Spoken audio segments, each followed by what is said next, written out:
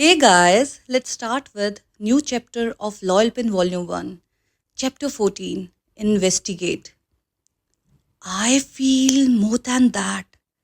A soft, pleasant voice echoed in Plantita's ears as if the wind blew between the gorges of the sheer cliffs, and her hands were still held gently as they caressed Princess Anil's cheeks.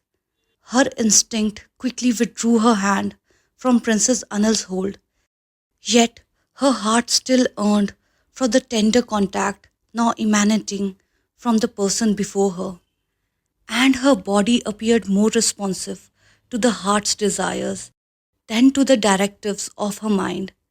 Pelantita's delicate hands were also restrained from showing slight affection towards someone.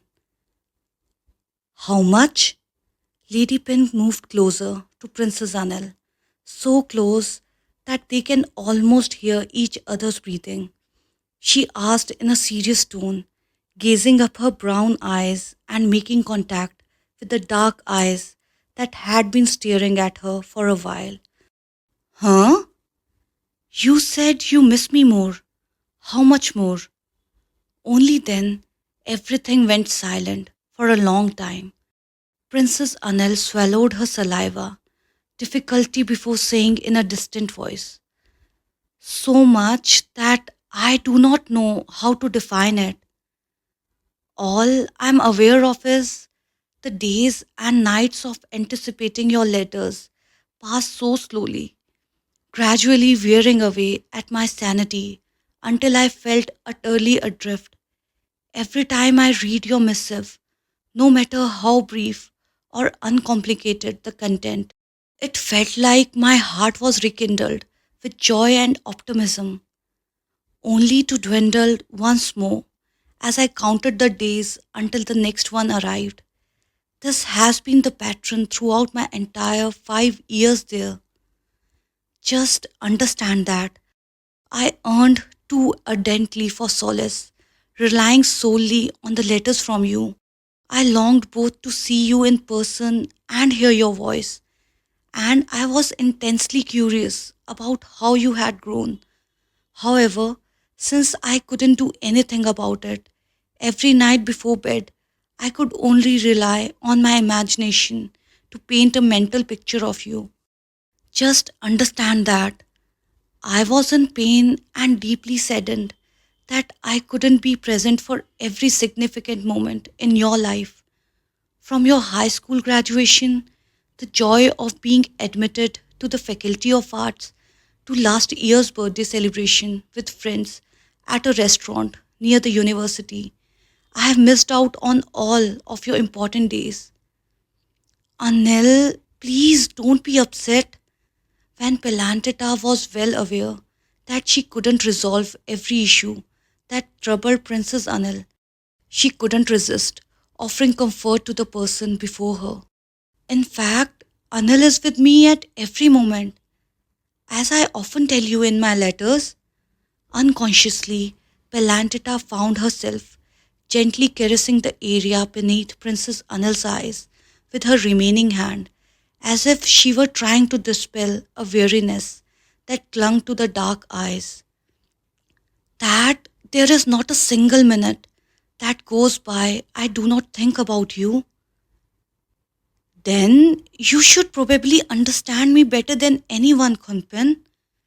This time it was Princess Anil who moved her body closer to Pelantita. She took hold of Lady Pin's hands, placing them in her own lap, all the while gazing deeply into her eyes. I just ask myself if I have to think of someone all the time. While I was awake and asleep, with all of this, can it still be called just merely missing someone? After speaking softly, Princess Anil tenderly embraced Pelantita's delicate form, as if she feared that Lady Pin might crumble before her. A comforting warmth coursed through her body and into Lady Pin's heart. Instead of pushing her away, Lady Pin nestled her face into the embrace, remaining there for an extended period. Strangely, Princess Anel's enticing scent seemed to have the opposite effect, soothing their emotions, forced her heart to stop beating in some way, and aroused them to dance faster sometimes. However, what nearly shattered Pelantita's mind were the soft whispers in her ear at that moment. But for me, it's more than missing. It's a desire. Not wanting to push away, Pelantita chose to do so, promptly withdrawing herself upon hearing Princess Anil's words. A heart pounding statement makes Pelantita know the answer to the same question as Princess Anil that she kept asking herself for so many years. So, all the time, it's not just missing, but it's desire instead. Anil, you don't need to say anything. I don't seek any answers from you. I have simply responded to your query about what it's like to experience more than just missing someone. Princess Anil's face, as exquisite as a painting, suddenly clouded with sadness, causing her to avert her gaze. Although a convincing smile had once again graced Princess Anil's countenance, Pelantita's sense of guilt for breaking away from her longing embrace still hung in the atmosphere. Let's take a look at your souvenir. Princess Anil changed the topic by reaching for a box of perfume from her suitcase and handing it to Lady Pin.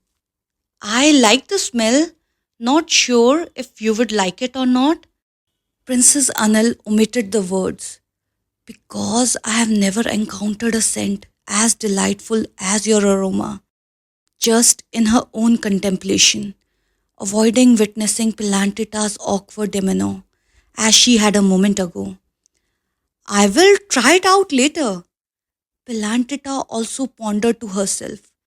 Who did you smell the scent from? You seem to like the scent a lot, in her own thoughts as well. Another souvenir for you is a sketchbook. Sketchbook? Pelantita taking a compact sketchbook from Princess Anil's hand curiously. A sketchbook that embodies my response to what goes beyond mere longing. Princess Anil's somber, sparkling eyes stand in contrast to her smile, which reveals dimples on her cheeks. I long for you so intensely that I find myself sketching you from my imagination every night before bedtime. Pelantita flipped through the pages of a sketchbook, each one adorned with beautiful pencil lines, and her eyes displayed a sense of puzzlement from the first page to the last. Those pages are all filled with sketches of her in her youth in various postures. This book exclusively featured her sketches without any mixing or inclusion of others, not even Princess Anil herself. Why do you wear such a frown? Do you not like it? I like it, but I. Seeing Lady Pelantita with her head down, Princess Anil comforted the girl in front of her with a very soft voice. The book is full. Therefore, I only want to return the owner of the image. Khunpin, please don't dwell on anything else.